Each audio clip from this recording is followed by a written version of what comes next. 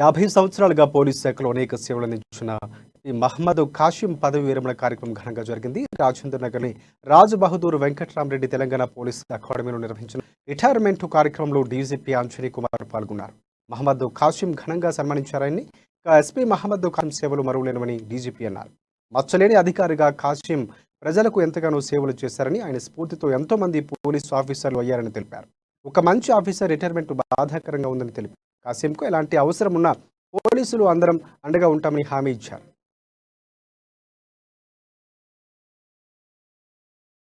Make my comments.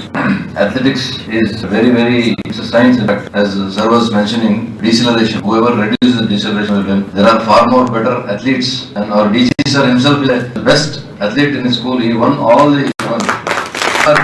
He was a school captain in cricket and horse racing and many other things which I am not able to recollect. So far more better to speak. I had the opportunity of participating in a marathon in Athens, in Greece, in 2010. Greece, Athens. We ran in the same track as PDP's ran, so 2500 year it was.